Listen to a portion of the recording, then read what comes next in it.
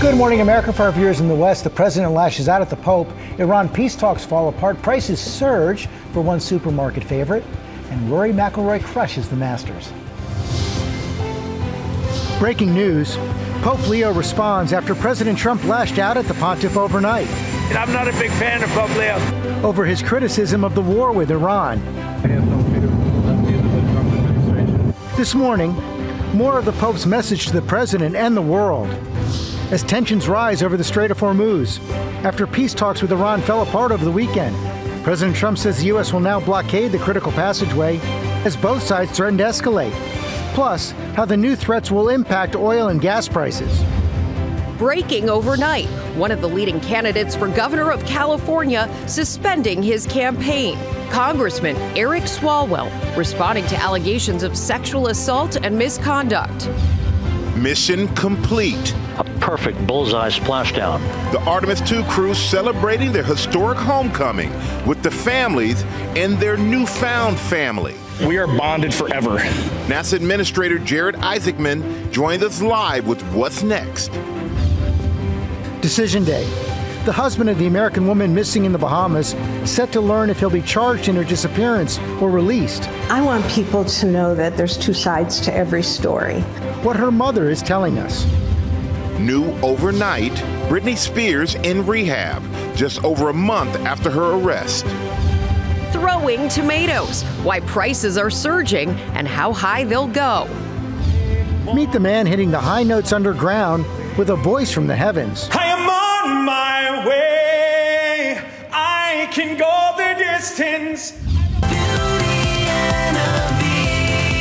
Let's dance into the week with UCLA champs Lauren Bett, Kiki Rice, and Gabriela Jaquez. They are here ahead of tonight's WNBA draft. Plus, Justin Bieber taking over Coachella, breaking out some of his greatest hits. And back to back. Rory is a rare repeat winner at Augusta. Rory roars again, winning the Masters for the second straight year. One of only 4 elite players to ever do it. Wow. His parents, proud. And of course, his daughter Poppy celebrates on her favorite week of the year. Live from ABC News headquarters in New York City, it's Monday. Good morning, America. Good morning, America. What a Masters. Boy, that was really something so dramatic right up until the end. Yeah, Rory had to keep our, our tension high. Poppy got me. Yeah, but what a great week, and congratulations to Rory McIlroy. Congratulations. Yes. We have a lot to get to this morning. Ginger's tracking a severe weather threat across the central U.S. that's expected to last for several days. Plus, Geo standing by with the latest on the Artemis II crew. They are back home talking about their experience in space. Plus, a look at what's next for NASA. I teared up during that splashdown. It was quite the thing. And we are also tracking the latest on OpenAI CEO Sam Altman and whether he was targeted by a new attack on his home. First, Pope Leo and President Trump. Overnight, the president lashed out at the Pope over his criticism of the U.S. and Israel's war with Iran. We have team coverage this morning. Chief Foreign Correspondent Ian Pannell starts us off. And Ian, the Pope defiant this morning. Yeah, good morning, George. I mean, an extraordinary and unprecedented public spat now breaking out between a US president and a US Pope. President Trump attacking Pope Leo on social media after the pontiff criticised the war with Iran. But as you say, Pope Leo now responding.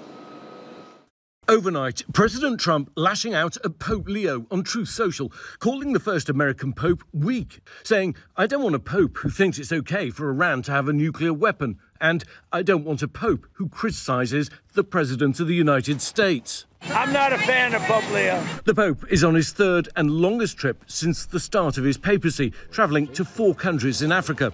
This morning, on the papal flight to Algiers, the Pope responding to the President. I have no fear of neither the Trump administration nor speaking out loudly about the message of the gospel. And that's what I believe I am called to do, what the church is called to do. And the Pope adding, I do not look at my role as being political or politician. I don't want to get into a debate with him. Well, although past US presidents have had their differences with the Vatican before, often at times of war, these have normally been handled diplomatically. But there is a large conservative group on social media, especially a Catholic group, that's been pitting Trump against the American Pope. And in some senses, this confrontation has been brewing for a while. Michael? Yeah, Ian, I mean, that's just unfortunate. And we're going to turn now to the planned U.S. blockade of Iranian ports set to begin this morning after peace talks broke down this weekend. This following threats from President Trump to block the entire Strait of Hormuz, a crucial oil and gas route. Chief White House correspondent Mary Bruce is in Washington with the latest on this. Good morning, Mary. Good morning, Michael. And this is a significant change in approach. The president saying that starting later this morning, the U.S. will impose a blockade on all Iranian ships going through the Strait of Hormuz. The president is trying to weaken Iran's main point of leverage after negotiations this weekend fell apart, even as Trump says he doesn't care if talks don't continue. After marathon talks between the U.S. and Iran failed to reach a deal this weekend, President Trump overnight saying he doesn't care if they come back to the negotiating table or not. I don't care if they come back or not. If they don't come back, I'm fine. And starting this morning, President Trump says the U.S. will blockade ships entering or exiting Iranian ports. Trump warning Tehran that any Iranian who fires at us or at peaceful vessels will be blown to hell. Iran's Revolutionary Guard hitting back, saying any military vessel that approaches the strait will be considered a violation of the ceasefire between the U.S. and Iran and will be met with a severe response. Iranian authorities releasing this video claiming to show a tense standoff between Iranian forces and a U.S. destroyer crossing the strait this weekend. You must alter course and go back. This is Coalition Warship 121, engaged in transit passage in accordance with international law. No challenge is attended to you. On social media, Iran's Speaker of the Parliament dismissing Trump's threat, writing, "Enjoy the current pump figures. With the so-called blockade, soon you'll be nostalgic for $4 to $5 gas." The president asked if gas and oil prices will come down before the November midterms. I hope so. I mean, I think so. It could be. It could be or the same or maybe a little bit higher, but it should be around the same. I think this won't be that much longer. Tensions escalating after 21-hour peace negotiations over the weekend. The highest level of talks between the two countries in 47 years fell apart. The simple fact is that we need to see an affirmative commitment that they will not seek a nuclear weapon. Vice President J.D. Vance, who is leading talks, says the administration put their, quote, final and best offer on the table. But Iran's lead negotiator blaming the U.S., saying, quote, the opposing side ultimately failed to gain the trust of the Iranian delegation. As negotiations fell apart in Pakistan, nearly 8,000 miles away, Trump seen with Secretary of State Marco Rubio attending a UFC fight in Miami. Now, the president still insists this ceasefire is holding, but this blockade is sure to further test that, Rebecca. Yes, it will. All right, Mary, thank you. And for more now on the Iranian port blockade, we go to Chief Global Affairs anchor Martha Raddatz, who is in Islamabad, where those talks took place over the weekend. Good morning, Martha. Good morning, Rebecca. It is U.S. Central Command that has made it official, saying the Navy will begin implementing the blockade at 10 a.m. Eastern. The U.S. military says the blockade will be enforced against vessels of all nations attempting to enter or exit Iranian ports in the Strait of Hormuz. U.S. forces stress they will not impede the navigation of boats coming to or leaving from non-Iranian ports. It's not clear how the blockade will be enforced or whether ships moving within the strait will allow searches from the U.S., or, of course, whether any ships will even enter the strait. President Trump and Defense Secretary Pete Hegseth have said that the U.S. has obliterated Iran's Navy, but Iran has smaller, faster boats which can be equipped with weapons capable of hitting large vessels and are more difficult to track. Those boats and the suspected mining of the strait have given Iran control of this vital waterway for weeks now. And this morning, Iran is threatening U.S. military ships that enter the strait, and they are capable of launching drones and missiles at those U.S. ships. Michael? Yeah, I was just trying to see how this is all going to play out, Martha. Thank you. Well, these latest developments in the Middle East are sending oil prices higher this morning. Elizabeth Schulze joined us with more. Good morning, Elizabeth. Good morning, Michael. Stocks opening lower this morning. Oil is spiking more than 8%, now back above $100 a barrel. That means we will likely see gas prices climb higher this week. After 4 days of declines, the national average now $4.07 a gallon. Diesel is at $5.61 a gallon, which is just 20 cents shy of its all-time high. As of this morning, UPS and FedEx are implementing higher fuel surcharges, some up to 27%, to cover those rising diesel costs. Amazon's surcharge on its sellers also takes effect this week.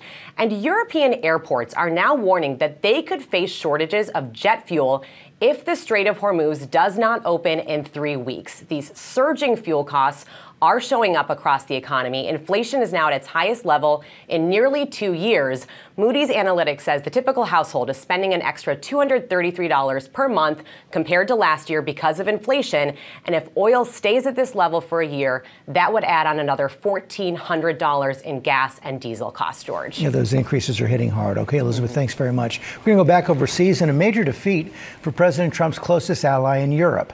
Hungarian voters ousted longtime Prime Minister Viktor Orban, who was also close to Russia's Vladimir Putin. Foreign correspondent Tom Sufi-Burge is tracking the fallout. Good morning, Tom. Good morning, George. Yeah, Orban and Putin were very close, so this is bad news for the Kremlin. And what's significant here is the scale of Orban's defeat. His opponent, Peter Magyar, winning in a landslide, taking more than 2/3 of the seats in the Hungarian parliament. Magyar overnight telling supporters, "Together we overthrew the Hungarian regime." And the new prime minister is now promising to repair relations with the European Union. And that comes just days after US Vice President J.D. Vance campaigned in Budapest alongside Orban, with both men attacking the EU. Magyar's victory is also likely to free up a $100 billion European loan for Ukraine. So this matters for Russia's war. And President Trump was heaping praise on Orban in the run-up to the vote. So this is a setback for the president's goal of more MAGA-style politics here in Europe. George. Okay, Tom, thanks. We have more breaking news overnight. California Representative Eric Swalwell suspended his campaign for governor following sexual assault allegations. Senior political correspondent Rachel Scott is on Capitol Hill, where this could have a ripple effect. Good morning, Rachel. George, it certainly could. Good morning to you. Well, just a few days ago, Congressman Eric Swalwell was considered a leading Democratic candidate in California's race for governor, but now he has suspended his bid amid these bombshell allegations. Overnight, Congressman Eric Swalwell suspending his campaign for California governor amid disturbing allegations of sexual assault and misconduct. Swalwell writing on social media, "I am deeply sorry for mistakes in judgment I've made in my past. I will fight the serious and false allegations that have been made, but that's my fight, not a campaign's." Swalwell's bid for governor was in peril after at least 4 women accused him of sexual assault and inappropriate behavior to the San Francisco Chronicle and CNN. ABC News has not been able to independently verify those claims. One former staffer telling CNN Swalwell sexually assaulted her twice, once back in 2019 when she worked for his California district office, the second time in New York City in 2024. I can recall I was pushing him off of me saying no. A source telling ABC that the Manhattan district attorney is now investigating that allegation. The other woman accusing Swalwell of sending inappropriate messages, including explicit photos. Ali Samarco telling ABC News she first met Swalwell in 2021 when she was looking for a job on Capitol Hill, and that after they messaged for several weeks, he sent her an unsolicited nude photo. She told ABC it made her feel gross. Swalwell is denying all the allegations. He and his attorney did not immediately respond to ABC News' request for comment. These allegations of sexual assault are flat false. They are absolutely false. They did not happen. They have never happened, and I will fight them with everything that I have. More than 50 former staffers also calling for Swalwell to resign, saying in a statement, "We are appalled by his actions," adding, "Justice is not optional. Accountability is not negotiable." So despite dropping out of the race, Swalwell's name will still appear on the ballot. And George mentioned the ripple effect. So one of the things happening here on Capitol Hill as the House returns into session, you have Republicans who are trying to force a vote to expel him from Congress. Even some Democrats say they are willing to support that. It's unclear if it will pass, Michael. Yeah, we'll see if that does happen there, Rachel. Thank you. We're going to turn now to the homecoming for the historic Artemis II crew, back on Earth after traveling farther into space than any other humans. Transportation correspondent Gio Benitez is here now with what's next for the 4 astronauts. And Gio, I know you enjoy watching the splashdown. Oh my gosh, listen, my heart was racing. I couldn't breathe during those 6 minutes of silence, Michael. Listen, if this remarkable journey around the moon and back wasn't enough, wait till you hear their beautiful reaction. These astronauts are now sharing messages of gratitude, friendship, and unity after making so much history. This morning, after the splashdown seen around the world. A perfect bullseye splashdown. Capping off that historic and incredible 10-day mission to the moon and back. The crew of Artemis II is finally home, arriving back in Houston to a hero's welcome over the weekend and speaking publicly for the first time since completing the momentous feat. I have not processed what we just did, and I'm afraid to start even trying. When this started on April 3rd, I wanted to thank God in public, and I want to thank God again, because even bigger than my challenge trying to describe what we went through, the gratitude of seeing what we saw, doing what we did, and being with who I was with, it's too big to just be in one body. The astronauts' families waiting there to greet them. Pilot Victor Glover and Commander Reed Weissman sharing heartwarming photos of their reunions, both with the caption, "Mission complete." Now with the 4 back on solid ground and receiving their medical clearances, a chance to reflect on this once-in-a-lifetime journey. It's a special thing to be a human, and it's a special thing to be on planet Earth. Thank you.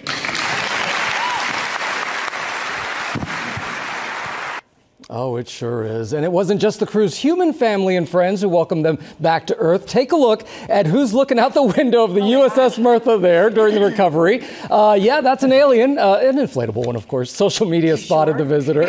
Well, truth, many questions. Those posts went viral, of course. As Rachel Scott told me, they had to come back to Earth to see an alien. You see but you can see how emotional they were. Yeah. Oh my gosh, unbelievable. So much gratitude. Yeah. And that's the message for everybody. Yeah. Great message it is. All right, Gio, thank you. We're going to have much more on the Artemis mission in our next hour. NASA Administrator Jarek Isaacman is going to join us live. Rebecca. All right, speaking of human ingenuity, we're going to the thrilling finish at the Masters. Rory McIlroy becoming just the 4th golfer in history to win consecutive green jackets. And Lara is here with the biggest moments of the final round. Wow, it was a tense final round there, Lara. Were you all watching? Yeah. How could you not? The Masters delivered on the drama. And the star of the show was Rory McIlroy. He was on fire in the first 2 rounds, but it's Augusta. Anything can happen, and it did. McIlroy throwing away his 6-stroke lead in round 3, keeping fans on the edge of their seats until the last hole. It's back-to-back green jackets for Rory McIlroy, the 36-year-old making history at the Masters. Rory is a rare repeat winner at Augusta. The 4th player ever to successfully defend golf's biggest title, joining Jack Nicklaus, Nick Faldo, and Tiger Woods. McIlroy celebrating, embracing a very special spectator, his 5-year-old daughter, Poppy. The win wasn't without drama, though. With his historic 6-stroke lead after 2 rounds, McIlroy seemed to falter in the 3rd. He entered Sunday tied for first with American Cameron Young. 4 different players at one point in the lead or sharing it. This is trouble. And in another dramatic twist, McIlroy's drive on the last hole missing the mark. He's trying to compose himself. He's already getting emotional about it. But keeping his nerves in check and his lead intact, McIlroy winning by 1 stroke. 1 year after completing the career Grand Slam, the now 6-time major champion says this is only the beginning. The Masters tournament continues to be the shining light of tournament golf, of the majors. It's absolutely incredible.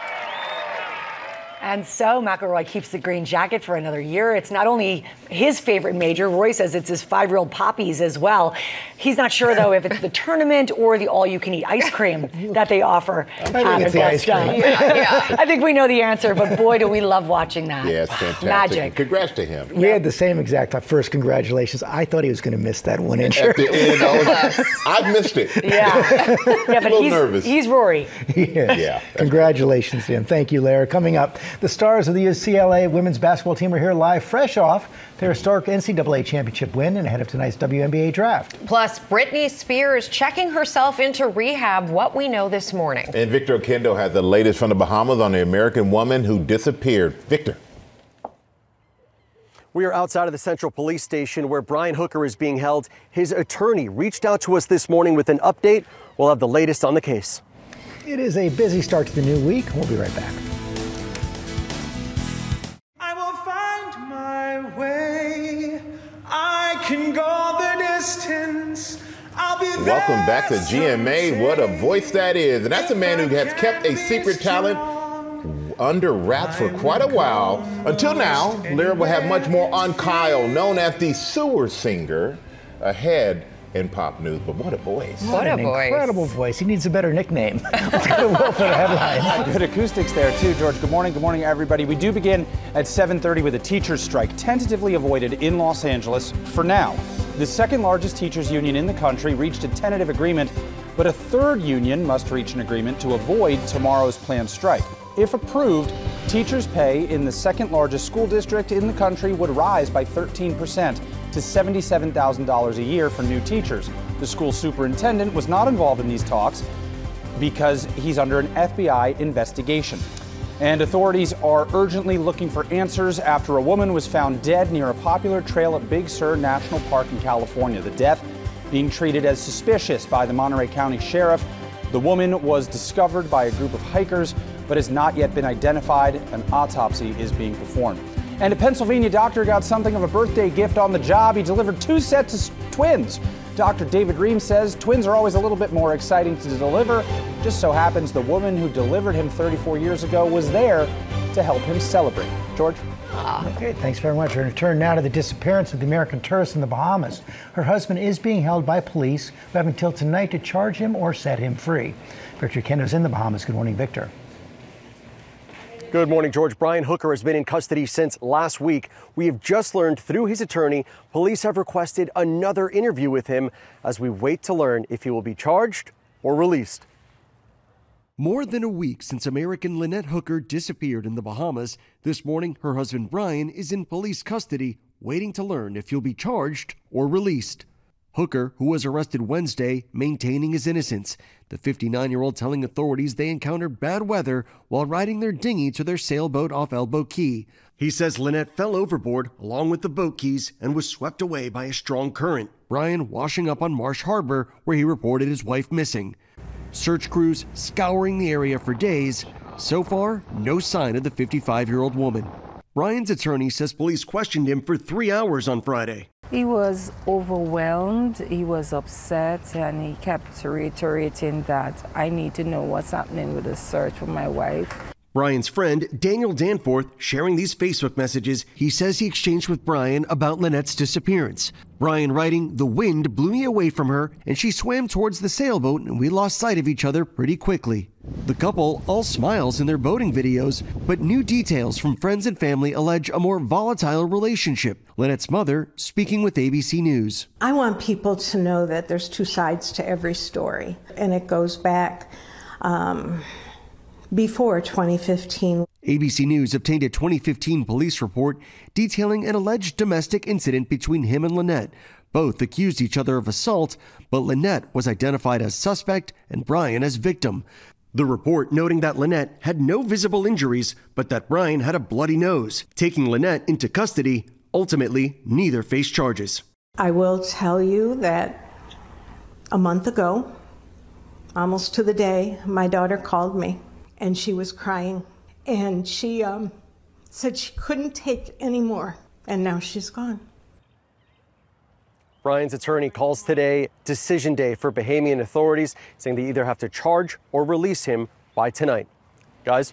All right, Victor, thank you. We're going to turn now to Britney Spears, checking herself into a rehabilitation facility over the weekend after growing concerns from family, friends, and her fans. And Larry, you're back with the details. Yeah, Michael, this was a voluntary decision from the Grammy-winning pop star who's hoping it can be the first step to change her life for the better. This morning, Britney Spears has chosen to check herself into rehab. A rep for the star confirming to ABC News she has voluntarily checked herself into a treatment facility just over a month after being arrested on suspicion of driving under the influence of alcohol and drugs. On the night of March 4th, California Highway Patrol responded to reports of erratic driving. They say Spears pulled off the highway and submitted to field sobriety tests. She was placed under arrest, booked, and spent the night in jail, and released the next morning. Her representatives calling the event unfortunate and inexcusable, saying, hopefully this can be the first step in long overdue change that needs to occur in Britney's life.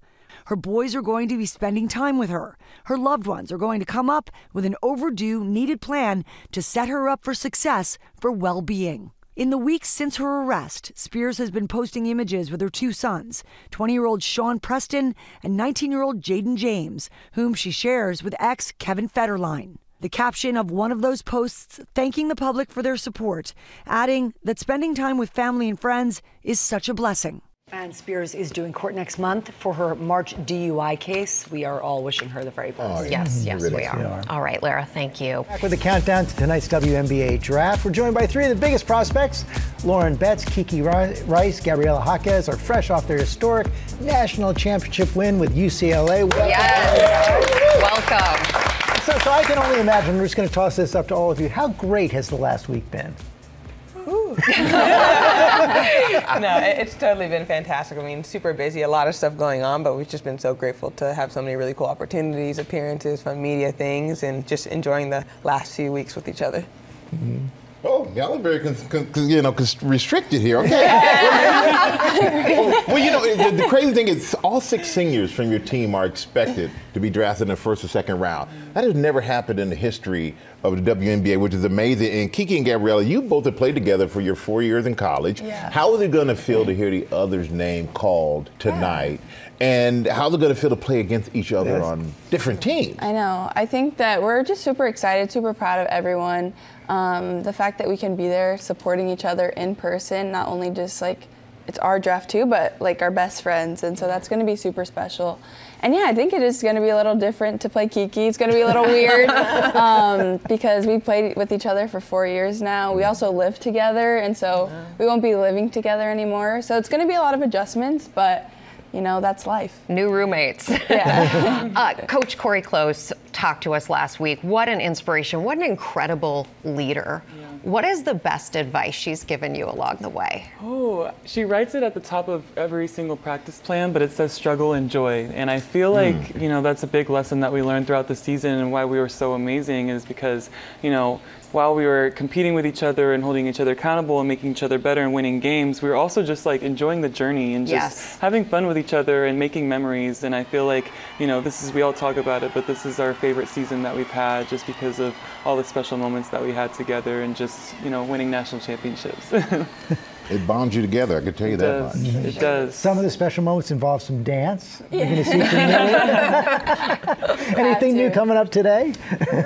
We make jokes about the dance. We'll definitely be doing some TikTok dances, but I don't know. We just, you know, Coach Corey just really supports us in, you know, all aspects of life, and just really supported our dance along with our other teammate, Charlize Leger-Walker, going to get drafted as well. And so we love to do things outside of basketball, and I think that's what makes us so special, and we had a lot of fun. How did the dancing TikTok start? The dancing TikTok? Yeah, how did it begin? Okay, I think for me, I've always posted TikTok since like high school. I was on music. Like I just always liked to do it, and then, you know, after games, I always just want to post.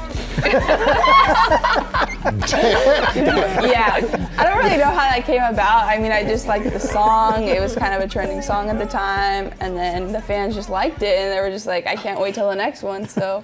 I kind of love when you guys see yourselves on TV, you're like, oh my God, how can they see? Well, you're putting it out there. So, Kiki, you know Gabriella very well, so I want to ask you a serious question. How many TikToks do you think she could make tonight? Oh, gosh. Is she going to change up her signature song now that you're going pro? I definitely think she'll make that foreign TikTok. 100%. She has to. The people need to see it. They want to see it. But I think you could put like 5, 10 pieces of content Maybe, out hopefully there. maybe 5. Yeah, 5. Yeah. That should be. That's a lot. Yeah. That's a high watermark. Gabs does really good. She makes try. them consistently, and it's fun. She has to bring us along. Give the people what they want. That's what I say. Exactly. You know, I know it's not the point what you wear, but a lot of people are looking to the orange carpet tonight. Can you give us any hints what you might be sporting on the orange carpet? Oh, I can't give too much away, but I will say it's very glamorous. Okay. Very chic. Ooh. And shiny. Shiny. Ooh. Yes. Okay. Yes. Anyone else want to give us a little hint? You have to wait and see. Yeah. You guys don't even have time for a power nap today. You've got a packed day, huh? Yeah. What's pretty next? Busy. Empire State Building is next. We'll go with all the draft class, and then from there have a few hours to get ready. Yep. Wow. And head to the Hey, it's a blessing. It is. And we're blessed to have you here. Thank you. Joy in the struggle. Yes. Great advice. Enjoy tonight, and you can all watch at home at 7 Eastern on ESPN. We have a lot coming up on GMA and a very packed pop news. It's a musical kind of morning. Justin Bieber taking over Coachella for his first ever headline performance at the festival. And one man on the East Coast is going viral for his incredible pipes. We'll explain coming up on GMA. I'll be there someday if I can be.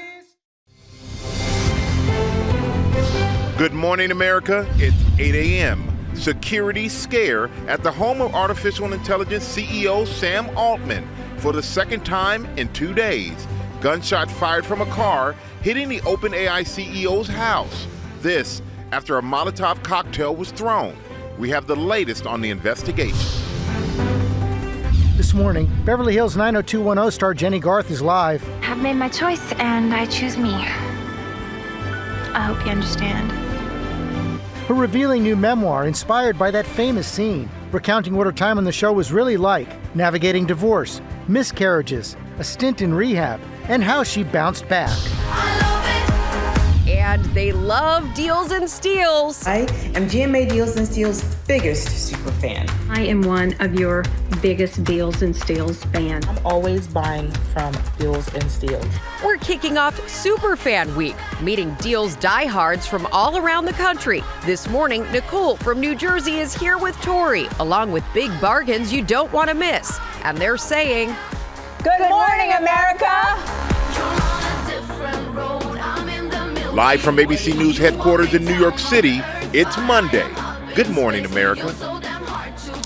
Good morning, America. I had a chance to meet our super fan, Nicole, this morning. She is super excited to be here. We cannot wait for you to meet her and the other super fans from around the country all week as Tori brings us deep discounts on products you'll love. Yes, first up, our Monday morning Deals and Steals super fan is Nicole. She's with Tori, helping her bring beauty, apparel, and fun, all for the kids, and that is coming up. Also had a look at what's next for NASA after the success of the Artemis II mission.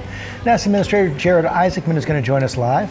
First look at the top stories breaking 8. We start with two big security scares at the home of OpenAI CEO Sam Altman. Gunshots were fired at his house after a Molotov cocktail was thrown at his home. Will Reed is back with the latest on the investigation. Good morning, Will. Hello again, George. Yeah, another incident outside the home of OpenAI CEO Sam Altman. This one early Sunday morning. Two people, 25-year-old Amanda Tom, 23-year-old Mohammed Tariq Hussein. They allegedly fired shots at Altman's house from a car. San Francisco police tracking the pair, arresting them, seizing 3 firearms in the process. And it's unclear right now if the suspects deliberately targeted Altman's house or if they were randomly shooting at a home that happened to belong to him. But it is just the second incident in 2 days at Altman's house. On Friday, a man threw a Molotov cocktail at his home, George. Okay, Will, thanks. We're going to turn now to the knife attack in New York's Grand Central Station. Police say they shot and killed a machete-wielding man who attacked 3 people waiting for the subway. Chief Investigative Correspondent Aaron Katursky has that story. Good morning, Aaron. Good morning, George. This was a terrifying and random attack at Grand Central that officers stopped by running toward an erratic man with a machete. Police said he slashed 3 victims, including an 84-year-old man with a huge knife, while calling himself Lucifer. This was just after 9:30 Saturday morning. The officers called out at least 20 times for the suspect, 44-year-old Anthony Griffin, to drop his weapon. Instead, police said he moved toward the officers with the blade. Those officers shot him twice. He was pronounced dead at the hospital. The mayor said he's grateful to these veteran detectives for their quick response and for preventing additional violence. The victims were left with bloody gashes, but they are recovering this morning. The suspect had at least 3 prior arrests in New York, but no documented history of mental illness. Really troubling. All right, Aaron, thank you. We're going to go now to the latest driver of grocery inflation, tomatoes. The price of tomatoes is skyrocketing, and Elizabeth Schulze is back to explain exactly why this is happening. Good morning again, Elizabeth. Good morning, Ann, Rebecca. So the new inflation report shows the price of tomatoes is going up faster than any other food group. Overall, grocery prices were up about 2% in March compared to a year ago. Fruits and vegetables as a category were up 4%, but tomatoes have surged 23%. When you look at the retail price, fresh tomatoes will now cost you on average $2.26 a pound. That is the highest in 8 years. So a key explanation here is tariffs. About 2/3 of all of the fresh tomatoes that Americans consume are imported, and the vast majority are from Mexico. Right now, there are still steep 17% tariffs on those Mexican imports, and we import more during the winter and the spring. So prices could keep going up from here. Tomatoes are transported across the country on trucks that run on diesel. Diesel is very quickly approaching an all-time high, just about 20 cents away from the record $5.80 per gallon, Michael. Yeah, Elizabeth may have to get that burger without tomatoes now. Exactly. Just put some ketchup on instead. I guess so. All right. Thank you so much for that. We're going to turn now to mission accomplished. Artemis 2 is back from its journey, taking astronauts further into space than ever before. NASA Administrator Jared Isaacman joined us live this morning. And Jared, first of all, congratulations, and thank you for joining us. And now that the mission is over and the astronauts are home safely, what do you see as the biggest accomplishment from Artemis 2? Well, it's absolutely great to be chatting with you on this subject, Michael. And look, I think we learned a lot of things on a pure human level. We learned how 4 outstanding human beings can bring the world together on this epic journey of discovery. On a technical level, we learned all about the ecosystem, the life support system on that vehicle that kept the astronauts alive on their journey 250,000 miles away from Earth. We learned about software updates. There's going to be procedural changes. I mean, this is why we fly. We fly, we learn. This is how we're implementing President Trump's space policy. We're going to fly again Artemis 3, roll some of those fixes into Artemis 3 in 2027. And then in 2028, what we learned from from the Artemis 3 mission, we'll put into Artemis 4. And that's when we're going to bring astronauts back to the surface of the moon. Wow. And, you know, you introduced the astronauts at the press conference this weekend. So how are they doing this morning? And what is next for them? Are they part of the other missions that are coming up? Oh, well, there's no question that we are going to take a lot from what they learned and use it to inform crew training, not to mention just, again, procedural updates, operational updates that are going to be necessary. They're enjoying some well-deserved rest and recovery with family right now, but it won't be long before we're in debrief mode. So that's where they are. I have no doubt probably pages and pages of debrief points that we will share with the other crew members. Again, the operational personnel will do system by system debriefs with the various engineers. We'll take those fixes and again, roll them into Artemis 3, which will launch next year. Yeah, definitely a lot of information we know they can download. But tell us about your long-term vision of putting a base on the moon, and what will that accomplish? Yeah, no question. I mean, this couldn't be a greater, there is no better time to be at NASA right now than when you have a national space policy the president put in place my first day in office, which says not just return to the moon, do it with frequency. So let's get America back in the business of launching moon rockets. And when you get back to the moon, don't just do it for the flags and footprints.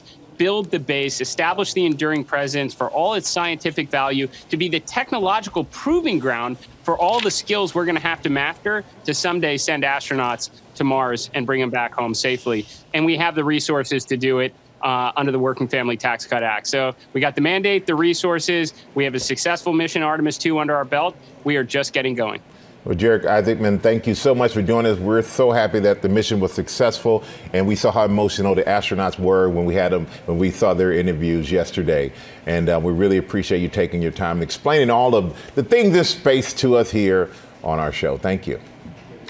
Thank you. Thanks for covering this historic mission. No doubt. Thank you, buddy. And coming up in our GMA morning menu, Beverly Hills 90210 star Jenny Garth is here to talk about her new memoir. It's called I Choose Me. Also ahead, the history-making headliners taken to the stage at Coachella over the weekend and the major performances that everyone is talking about. Plus, Scrub star Sarah Chalk is here talking about the show's revival. And Lara is with Tori Johnson and a Steel super fan. Hey, Lara. Yeah, everybody meet Nicole. This week is all about super fans. Tori and Nicole are here with great deals and steals on everything from beauty devices that Nicole loves, we've got coffee in the mix, we've got bags, you name it, we've got it, all for you coming up on GMA. You ready? Yes, I'm ready. I know you're shopping.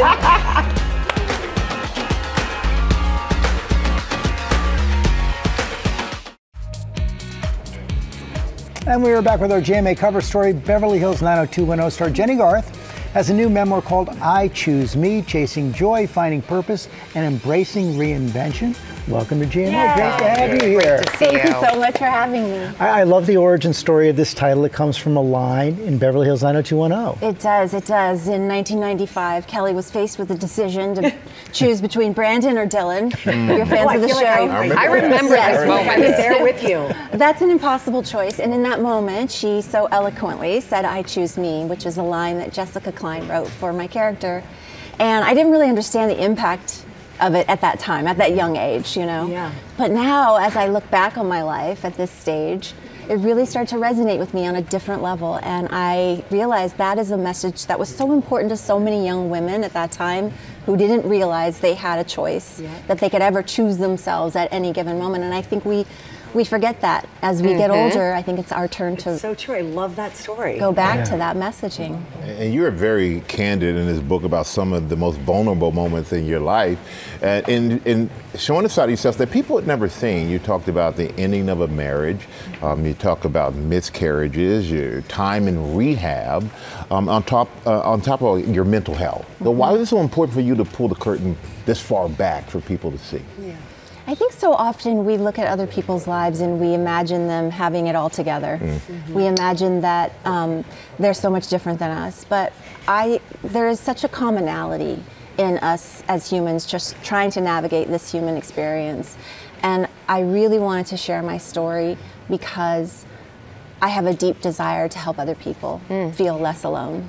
And I think when we share our stories, that's exactly what happens because we see ourselves in other people's challenges and it makes us feel less alone. Absolutely. I wonder, with all of these areas that you delve into, would you choose Beverly Hills 90210 again?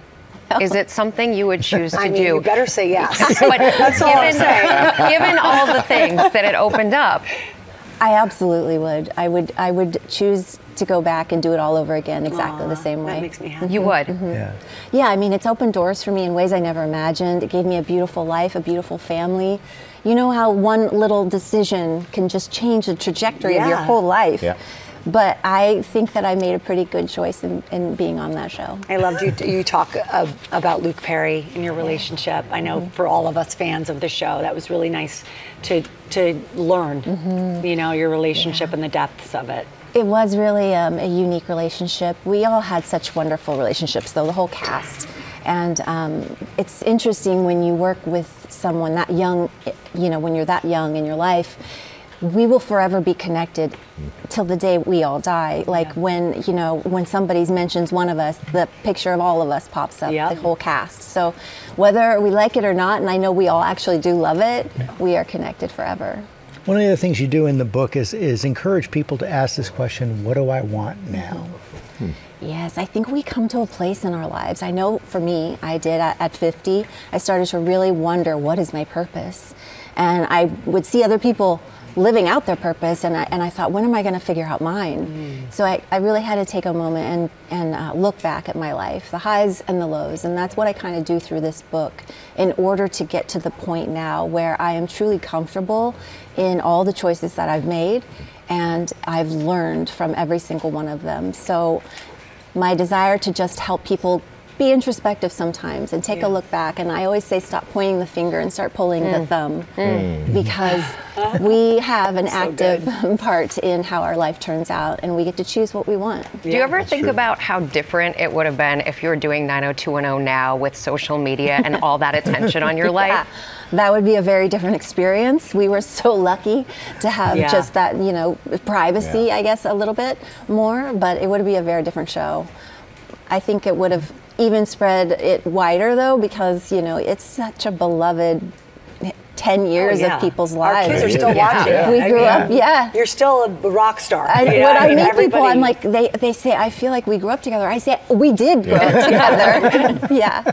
We really did. Thank you for coming in. I Choose Me is available everywhere tomorrow. It's time for Pop News with Lara, and the puppies are coming. Yes, the puppies are coming, but first we're going to kick off with some music. So it's the start of Coachella. The 2026 Music Festival is on. It kicked off in the Palm Springs desert over the weekend. Justin Bieber took to the stage on Saturday night for his first ever headliner gig at Coachella, his biggest live performance in 4 years. Justin's set celebrating his latest album, Swag, and of course, some of his biggest hits like Baby and Sorry.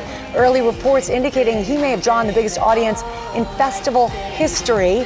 And the day before, Sabrina Carpenter got Friday's festivities started with her first headline appearance at Coachella, performing hits like Espresso. Also there, Colombian pop star Karol G. She became the first ever Latina artist to headline Coachella when she took to the stage late last night. And you know who else was there? Jennifer Lopez, making her first ever Coachella appearance. And guys, that's just weekend one. Coachella weekend number 2 kicks off on Friday with brand new performances from all of these artists and even more surprises. It's off to a great start. Yeah, my Isabella was there. I need to get a debrief. Yes, do share. And guys, while these superstars were wowing crowds in the desert, there's another singer we want to celebrate this morning who's showing off his great pipes while fixing Boston's. Kyle Kilroy works at a waste management company outside Boston and goes by the handle The Sewer Singer on TikTok. Listen to this. I will find my way. I can go the distance. I'll be there someday. If I can be strong, I would go most anywhere to feel like I belong. Wow. Incredible. 32-year-old self-taught singer. Wow. Look at that, he can do it all. He's already got 1 million likes on TikTok. That's actually where our Will Gans first spotted him and tracked him down. And Kyle told Will that the acoustics underground at the waste management facility where he works are nearly perfect for singing. As for quitting his day job, Kyle says he's not flushing that one down the drain. He says he's just a blue-collar guy who loves his wife, his pets, and his job. But he says if Andrea Bocelli called, he would jump at the chance to sing with him. He called it a pipe dream. Boom. You did it. Couldn't spit that out. I know. You did it. Hey, if you have a case of the Mondays, we have a healthy dose of puppies to cure those work week blues. Bring them on out, everybody. Yay. The puppies are here from North Shore Animal League. These adoptable dogs are here to celebrate North Shore's 26th annual Tour for Life. Every year, this no-kill shelter puts this adoption event on to help find homes for hundreds of dogs and cats like this little baby. It takes place in 66 cities in 38 states with adoption events happening all over the country from now through the end of May. I love you too. These 9-week-old puppies are named Tampa, Orlando, Dorley, and Tori. They're all terrier mixes, all rescued from Texas, all looking for forever homes. The team at North Shore Animal League America says their goal with their shelter partners is to save as many animal lives as possible. I'm doing my best for you. If you'd like to give a furry friend a forever home, you can find a Tour for Life participating shelter by going to animalleague.org/Tour for Life. We hope that you'll consider it. These are adorable little dogs. We do. So and I don't have one because I got to do a walk over the deals and steals with Tori. Will you puppies enjoy George? I think he wants to go home with you. I can't take another one. We can always have room for another one, George. All right, deals and steals time, everybody. And here is Super Fan Week. Tori has super fan from around the country join us all week to bring you terrific savings. This morning, super fan is Nicole Alessi. from Sewell, New Jersey. Nicole, what makes you a Deals and Steals super fan? Because I know everybody out there is wondering. Tori and 50% off. And you know what makes me one? Free shipping. Yes, Don't forget the free shipping, Nicole. That's right. You know what else you love though? Coffee. So every we're starting day. with Javi, right? We made you one right here with this. Yes. This is a caramel one. What's awesome is that quick, craveable coffee in seconds. So with the concentrates, no machine, no problem. You add a couple tablespoons to your water. You can make iced or hot beverages anywhere. And then we also have their protein coffee for iced beverages, which is an incredible amount of caffeine and whey protein. All of this is 50% off. Plus, you guys, free shipping. You That's got right. it. You got it. Grace and Abel, you know this one well. Yes. Oh my God, yes. So why? So I am a court reporter for 30 plus years and I have hand pain. So I discovered this from GMA Deals and Steals, I don't know how long ago, but I've had them. They're in pockets all around the house in different clothes because they really help, and because they're fingerless, I can still type and do my job. At the same time. I love So it. it's like a hug for your hands. This sleeve is pretty fabulous. Feel this one. There's a chilly one. I haven't You got could my use hand that. into that. There you go. Exactly. And that's a chilly one too. So if you want, that could go on knees, ankle, wrist, Actually kinda everything. cold, I'll be ankle honest. is slashed Freezing. in half. Here, All leave right, your phone those here. We work. won't steal it. I Those promise. work, everybody. Okay. Lanolips, another one you love. Yes. So I am a Lanolips lover. I even hooked my sister Natalie on Lanolips. They're jelly bombs, they're scrub. A little hand cream right there. That super balm is so nice. Oh, sorry. I got big Super hands. moisturizing. all day. All day. Plus All day. 50% off, a huge assortment. Amazing for your lips Oh, that and feels hands. good on there. You told me you love a beauty device. Oh, yes. Okay, Who so I doesn't, wanted yes. to have PMD. We've got a big variety of options. We've got the options that have both red light that come with this, and then this is the Acne Clean, and this one's awesome because there's a red light for acne. I don't know if I can. Can I show it to you? Can I show you the blue? So There blue it is. light. Something I know it blue won't. is It on won't the go unless back. I put it on my face. Blue or red light. We also have all of their cleaning devices for both body and face. Huge assortment from BMD. All 50% off plus Free shipping. Okay. There we go. Malibu Sky. You're a fan of Malibu Yes, Sky. yes. You told me you wore one Yesterday to the game. because a crossbody looks fabulous, holds everything. Good. Looks so super stylish And too. not bulky. Not bulky. This whole assortment from Malibu Sky, $24 plus Free shipping. You got to say that 3 times in this segment. We're in sync. 3 brands, free shipping. And then finally, Sweet Wink, you've got Oh, nieces. yes, I do. And Talia and Kaylee are going to go bananas when they have their lemonade stand sales. They're going to probably skyrocket with these capes on. Yeah. These capes are amazing. Oh, It's a cute. mother-daughter Totally. team. There's no itch in this tool. Awesome for screen-free play or lemonade stand sales. We've got tutus, capes, hats, and totes. Everything's at least 50% off. And you did it. You did it, Nicole. Nicole, you did it. Tori, you did I it. did it. And Nicole, we're so happy you're with us. I'm so happy I'm with you, too. But you know what? You're going home with products from all of these amazing brands. Yes, you are. Because we partnered with these companies on these great products. You can get them at gmadeals.com. And coming up, Scrub Star, Sarah Chalk is here. So you stay right there. Welcome back to GMA, live from New York City. And welcome back to Sarah Chalk from Scrub. She's here with a sneak peek at the season finale. Welcome back. It's great to see you. We have had so much fun watching you all back together. I can't imagine how much fun it's been to do.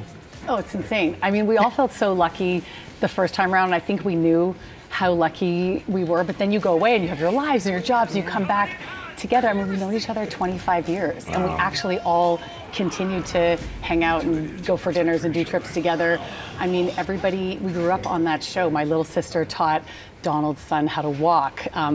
Casey and Donald got married in Zach's backyard. So to get to come to work every day with your friends, I mean, it's insane. And this time you get to go to work in your backyard, literally in Vancouver, where you grew up. Yeah, that was totally unexpected. I was like, what did I do right in this lifetime that we're shooting in Vancouver? So that was a whole other part that was so cool that I had not seen coming. I got to include my whole family. My daughter came to set a ton, and she would give notes. And she's only 5. Your 5-year-old daughter is giving you notes on set. She's 9. She's 9 now. She's 9, and she would, she'd come to set and she'd sit at Video Village with the producers and the director, and props gave her a clipboard. And she's like, can I give some notes? I was like, yeah, for sure. And then everyone called her Mini EP because she was our Mini EP. And I thought she'd have like a couple of things. She had like a full page of notes. And she'd be like, Mom, just less face. Donald, that was very funny how you said it, but I didn't think it was kind when you told the patient they didn't look good. And Zach was like, that's a script note. Yeah. So we can't deal with that now, but we'll run it up the chain. Oh, she's getting in the business. Yeah. She's in the business. Future producer. Well, we have a clip of your work. Let's check it out. In here, she's simply participant A, and you're participant B. Participant A, you have the floor. I know this morning was really traumatic, and I'm just really glad that you're talking about it. That was very nice, participant A. Participant B, would you like to read aloud your formal complaint against Dr. Reed? What? So your little girl is also a big basketball fan? Is this true? A basketball fan. Yeah, WNBA, was there, is that, no? No, she's not. I mean, I would like her to be. It was my dream was to be a basketball player. All I wanted was to be a basketball player. I tried it for the team every single year, and I'd be practicing the pouring rain in Vancouver, and every year I was like, this is going to be my year. And then every year I'd go up to the sign-up sheet, the list of kids, and it was like, Jen, Sarah Tarvis, Nadja, Bree, Emma, all my friends. And every year I'd be like, oh, that's cool. It's not a big deal. It all worked out. You can't be great at everything. You can't. I mean, it did not. So, but you are accident prone, I understand. Please tell me that's true. I'm very accident. So, and is it true that you can see the remnants of one set accident throughout the season if you have an eagle eye?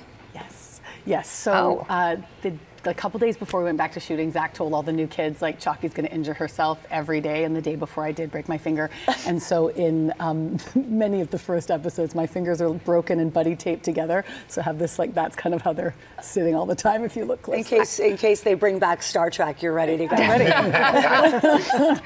And you have doctors in your family as well. So are you talking off set with them, running some lines? Yeah. I'll totally call my little sister Piper or my niece Stella, who's in medical school, and be like, how do I say superior mesenteric insufficiency?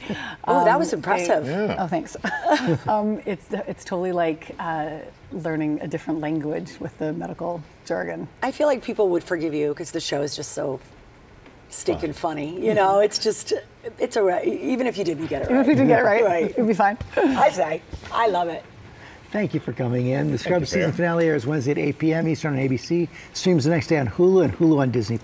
Now on GMA with the growing excitement for tonight's WNBA draft. So good. The league and fans are fired up for the W's 30th season. Joining us now are Malika Andrews, Chiney Ogwumike, and Andrea Carter, who will all be part of ESPN's live coverage of the event. Welcome to GMA, everybody. To all of you. Wow. I'm excited to be here. Michael was just here saying how great it is to watch the three of you cover the WNBA, and I could not agree more. And Chiney, I have to ask you, we're thrilled you're here. You've been through this once before, 2014.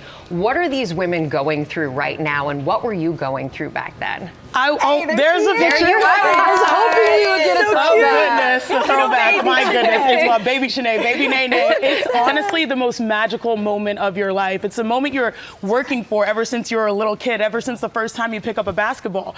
And for me, the only thing I regret was probably that outfit right there. It was cute. It was cute. It was from Stein Mart. Shout out to Stein Mart. But these women are superstars. And I think when you think of the WNBA draft, this is their moment. Only in the WNBA is where you can go from playing in a national championship game and then 8 days later to go to a new city, get celebrated, to go to a new place and to have a new journey. Again, like, I had a blast. My older sister was drafted #1 2 years prior. And so I call her my goal model because she sets goals and helps me achieve them. And so for me to be able to share that moment with her was the best basketball memory of my life. I love goal model too. That's I'm you can see that one. Yeah, This draft different than any before. for it. Why is that? I mean, it's different. It's certainly than the last 3 years when you look at the fact that there's really not a consensus number one pick, and that's pretty rare. Last year, it was Paige Beckers, Caitlin Clark the year before that, Aaliyah Boston, Ryan Howard. And so typically, you're seeing maybe one player that the number one, the team that's selecting one is keyed in on. And this year, Drea, there's really 3. Yeah, there's 3, and the 3 players that could go number 1 are all so different, right? So to just run through them, they're very unique, right? Azzi Fudd is a specialist. She's a sharpshooter. She's got picture-perfect shooting form. Like, if you're going to teach someone how to shoot a basketball, you would show them Azzi Fudd because her form is phenomenal. She's so consistent, 45% from beyond the arc. So that's Azzi. She's a specialist shooter. Olivia Miles is a specialist as she's a point guard. She's an excellent passer. While Azzi Fudd has perfect form, Olivia Miles can pass the ball from any angle. She's creative, right behind her back. She does. Her favorite player is Kelsey Gray, right? Who's in the W, who's an amazing passer. So you've got a shooter in Azzi Fudd. You've got a point guard in Olivia Miles. And then Awa Famtiam, she's 19 years old. She's 6'4". If she's a specialist in anything, it's versatility. She can run, she can move, she's athletic, she can score on the inside, she can score on the outside. She's got these long strides to the basket. She probably has the highest ceiling. So we're looking at all 3 very different players. Not sure who's going to go number 1. She's so young and starting out all of this. If there's going to be a surprise, what's it going to be? Well, for Awa Fam, it's coming to New York City because this is the first time that she's actually ever been to the city, which is pretty amazing. But I think all of us are looking at the players from UCLA, right? We could see a record number of players be drafted from one team. They're all coordinating outfits. They're all being dressed by coach, I'm told. So that's going to be something. Oh, they told us a little about that this morning. That's fun. What big storylines will emerge? What other big storylines do you guys think? I mean, there are so many. We talked about the UCLA. We talked about the number 1 draft pick. We also have expansion teams that are going to be making picks in this draft. We saw how well the Golden State Valkyries did last season. They really did. You've got expansion teams that are going to try and repeat that level of success. What are you looking at? Well, I'm really excited for Flau'jae Johnson out of LSU because when we talk about household names, Caitlin Clark, Angel Reese, they've come into the W and become phenomenons. For Flau'jae, she's got sauce to her game. She leads the league when it comes to D1 and transition points per game. She's excellent when getting downhill. I've been told by many GMs that they see her instantly fitting in when it comes to the wing position. But more importantly, I've always told people, I see her winning a Grammy as well. She has rapping chops, and most importantly, she keeps the main thing. She understands that basketball is her passion, but she's a woman of so many different talents. And she came out with a new song this week that she actually performed at the top of the Empire State Building. So who has a WNBA draft all in the same week that you're also releasing a song and performing at one of the most iconic buildings in New York City? A true New York City moment. Flau'jae Johnson has a different set of 24 hours than the rest of us. I don't know how she does everything that she does. It's unbelievable. That is amazing. March Madness was a huge thing for so many of these women. Who really pulled ahead in the draft because of it? I want to go back, and maybe it's the recency bias, but I want to go back to the ladies of UCLA because it's very rare that you really storm onto the scene and 1, 2, 3, 4, 5, potentially 6 players can get drafted. It's so rare. Typically, we think of UConn having 3 players or 4 players getting drafted. Like Malika said, we might see a record number of them. And you guys know I'm partial to the post players because Dre and I always go back and forth. West Coast. Yeah, you're right. We are because I live down the street. When I go home, I see a huge billboard of Lauren Betts. It's a hot sauce billboard. She loves it, but she keeps her game spicy. Gabriella Jaquez has had amazing national championship run. Kiki Rice is just phenomenal. She's having a career year. There's so many players for UCLA. Angela Dugalich, who was huge for them, especially in the Final Four. The fact that these players are stronger together and that amounted in a championship on top of getting drafted, I'm excited for them. Collective bargaining agreement. What does this mean for the rookies? It has to be quick here. Not too long ago, you sat with my big sister, who I'm very proud of, who's president of the Players Association, and what they did was truly transformational and historic. And I do think on the day that we're celebrating people getting drafted, it's a perfect example of the power of the new CBA. Meaning these rookies right now are going to make $400,000 per se if you're a number 1 pick. That's more than the max player salaries on the previous CBA. And so I know a lot of people talk about salary and money and finances, but there are going to be so many benefits that come. I mean, you know what's wild? I'm done playing. I'm done playing. Are you going to dust off those knees? I should probably the way this is money.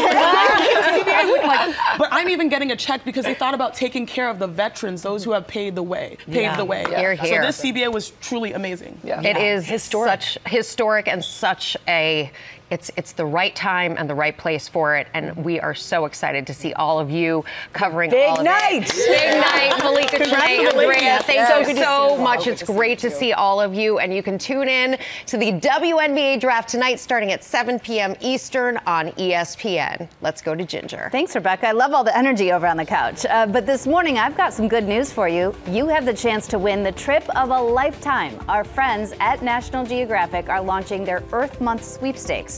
The winner and up to 3 guests will be able to choose between a dream vacation to see the awe-inspiring landscapes and wildlife of Alaska or the sanctuary of the Galapagos with biodiversity that is not found anywhere else. This is all part of the Walt Disney Company and Nat Geo's Step into Wonder Earth Month campaign. You can enter now through the end of April at natgeo.com/Earth Month sweeps. Well, this morning we are remembering a music legend, a major Bollywood star who helped put Indian movies on the map. Ashan Singh is here with this story. Good morning.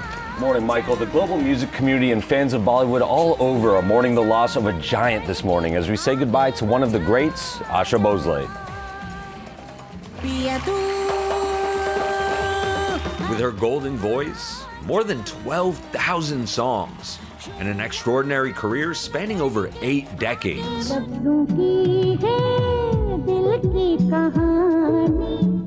Asha Bhosle was the legend of Bollywood music, beloved as the cultural icon who brought India to the global stage. Her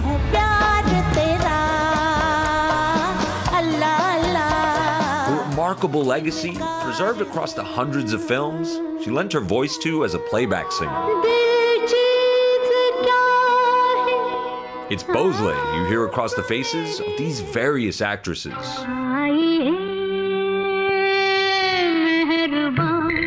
From the black and white classics to some of the catchiest and most memorable hits of all time. Tributes pouring in after her passing Sunday at 92 years old. Priyanka Chopra Jonas writing, "There are some losses that feel like losing a piece of your childhood, your memories, your home." Her voice wasn't just part of Indian music, it was part of the backdrop of our lives.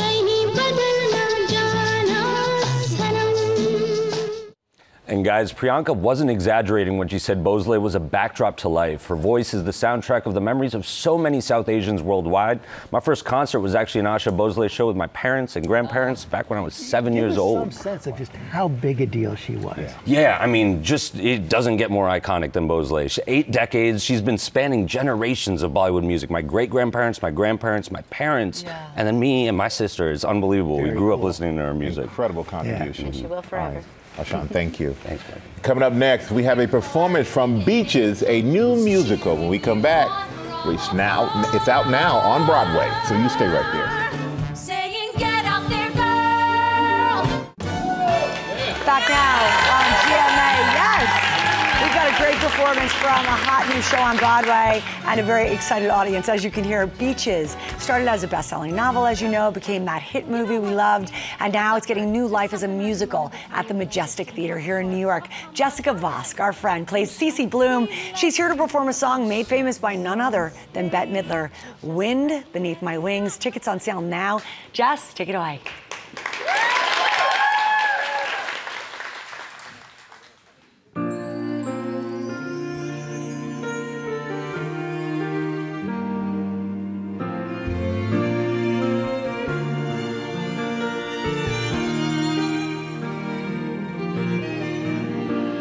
Must have been cold there in my shadow to never have sunlight on your face. You were content to let me shine, that's your way. You always walked a step behind. So I was the one with all the glory,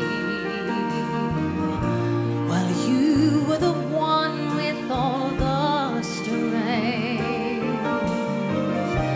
A beautiful face without a name for so long. A beautiful smile to hide the pain. Did you ever know